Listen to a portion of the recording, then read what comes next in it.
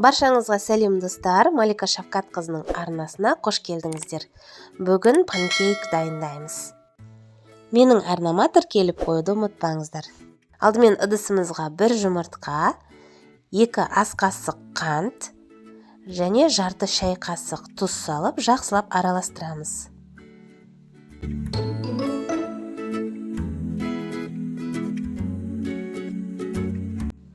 Сосын 1 стакан ұн және 1 стакан сүт құйып, жақсылап араластырамыз.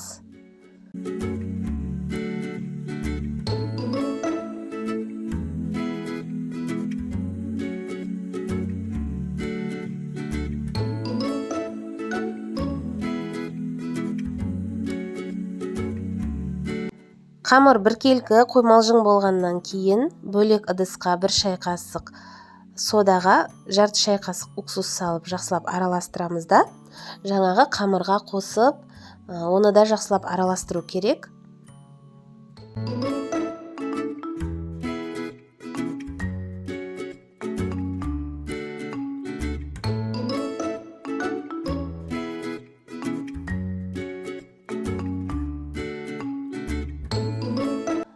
Сосын 2 ас қасық сұйық май құямыз.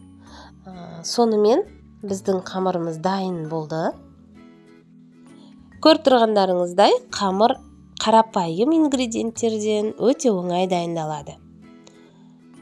Енді табаны орташа отқа қоямыз. Қызғаннан кейін панкейктерді осылай құйып шығамыз.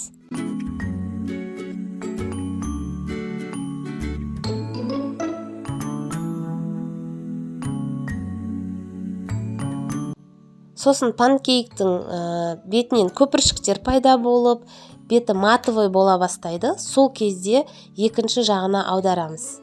Аударғаннан кейін 20 секундтан кейін ала берсеңіздер болады. Осылай беті матовый болып шығады. Кеуіп қалады, дерлік кеуіп шығады. Одан кейін аударамыз панкейктерді. Сосын 20 секундтан кейін аламыз, дайын болады. Міне дайын.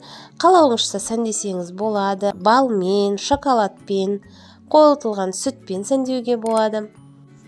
Өте жылдам және оңай дайындалатын таңғы астың бірі. Жасап көріңіздер, баршаңызға ас болсын.